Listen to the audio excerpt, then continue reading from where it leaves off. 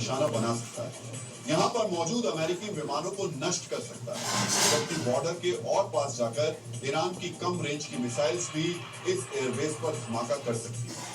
तो ईरान के पास इस वक्त 6 ऐसी मिसाइल्स हैं जो अमेरिकी सैनिकों और विमानों की मौजूदगी वाले पाकिस्तानी एयरबेस और सैन्य ठिकानों पर हमला कर सकती है। आज आपको इनकी रेंज और ताकत के बारे में भी पता होना चाहिए। ईरान की शहाब 3 मिसाइल की रेंज लगभग 1300 से 2000 किलोमीटर है। यह ईरान की शुरुआती मीडियम रेंज बैलिस्टिक मिसाइल है, जिसका इस्तेमाल इजराइल के खिलाफ युद्ध के दौरान भी सफलतापूर्वक किया गया था। ईरान की इमाद मिसाइल की रेंज लगभग 1500 किलोमीटर है। यह शहाब 3 का उन्नत संस्करण है, जिसे अधिक सटीक और आधुनिक माना जाता है। ईरान की गद्र 1 भी पाकिस्तान में गदर मचा सकती है। इसकी रेंज 1600 से 2000 किलोमीटर है। पाकिस्तान के लिए ईरान की सिजिल 1 मिसाइल भी बुरा सपना साबित हो सकती है, क्योंकि इसकी रेंज 2000 से 2500 किलोमीटर तक है।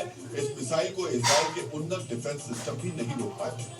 ईरान की मध्यम लंबी दूरी की मिसाइल खुर्रम शहर 2000 किलोमीटर तक हमला कर सकती है, जिससे 1500 किलोग्राम तक के वॉरहेड लोड किए जाते हैं। यानी सिर्फ एक मिसाइल के हमले से पाकिस्तानी एयरबेस का बड़ा हिस्सा नष्ट हो सकता है। ईरान की हज कासिम मिसाइल पाकिस्तान और अमेरिका के लिए सबसे बड़ा खतरा है, क्योंकि ईरान दावा करता है इसकी रफ्तार 12 मैक यानी आवाज से 12 गुना ज्यादा है। यानी ये मिसाइल हाइपरसोनिक है। ईरान ने इस मिसाइल को अमेरिका के ड्रोन हमलों में मारे गए कमांडर कासिम सुलेमानी का नाम दिया। आज हमने आपको ईरान की मिसाइल पावर की जानकारी इसलिए भी दी, क्योंकि ये मिसाइलें सिर्फ पाकिस्तान के समंदरी एयरबेस को निशाना नहीं बना सकती, बल्कि इनकी रेंज पाकिस्तान के बलूचिस्तान में मौजूद शम्सी एयरफील्ड, कराची के मसरूर और फैजल एयरबेस को भी निशाना बनाने के लिए काफी है। इसके अलावा पाकिस्तान के पंजाब में मौजूद रफीकी, मुरीद और नूर खान एयरबेस को भी ईरानी मिसाइलें तबाह कर सकती हैं, क्योंकि इन सभी की दूरी तेहरान से 1300 से 2000 किलोमीटर के बीच की। समझ रहे हैं? अमेरिका के राष्ट्रपति ट्रंप को खुश करने के लिए मुनीर ने पाकिस्तान को कितनी बड़ी मुसीबत में डाल दिया।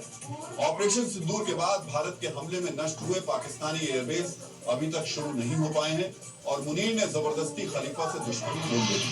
इससे पहले हम आपको डीएनए के 12 जनवरी के संस्करण में पाकिस्तान के उन एयरबेसों के बारे में विस्तार से बता चुके हैं, जहां पर अमेरिकी सैनिकों और विमानों की मौजूदगी थी। जहां पर खलीफा की मिसाइलें गिरी तो अमेरिका के राष्ट्रपति ट्रंप को सबसे ज्यादा दर्द हुआ, लेकिन ईरान के सामने दोस्ती का नाटक करने वाले पाकिस्तान की जब पोल खुली तो मुनीर कैसे बेचैन हो गया, आज आपको इसके बारे में भी जानना चाहिए।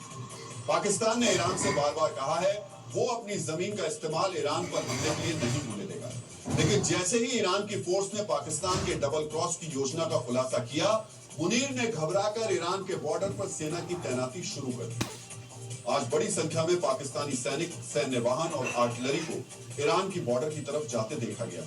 पाकिस्तान और ईरान के बॉर्डर को आज से पहले दोनों देशों ने शांति प्रिय माना, कभी फौज की तैनाती नहीं की और ईरान पर हमले की अमेरिकी तैयारी के बीच अगर मुनीर भी ईरान बॉर्डर पर अपनी सेना इकट्ठी कर रहा है तो उसके डर को समझा जा सकता है। मतलब साफ है, अब पाकिस्तान को इस बात का डर सता रहा है, अगर पाकिस्तान की जमीन से अमेरिकी फाइटर्स जेट उड़कर ईरान पर बम बरसाने लगे तो ईरान अमेरिका का गुस्सा भी पाकिस्तान पर उतारेगा।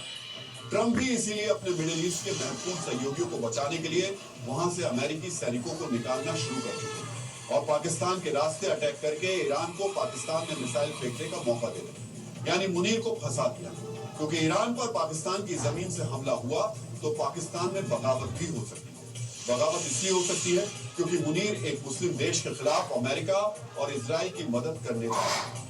वैसे ईरान के हमले से डर सिर्फ पाकिस्तान को ही नहीं लग रहा है। ईरान ने इजराइल के अलावा सऊदी अरब, कतर, तुर्की जैसे बड़े मुस्लिम देशों को भी अल्टीमेटम दे दिया है।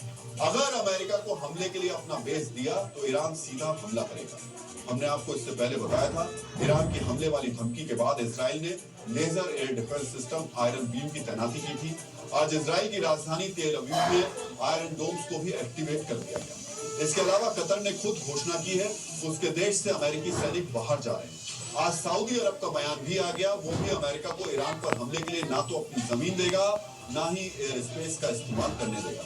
लेकिन इस सब के बीच पाकिस्तान ने अपने लिए मुसीबत मोल ली। ये मित्रों, ईरान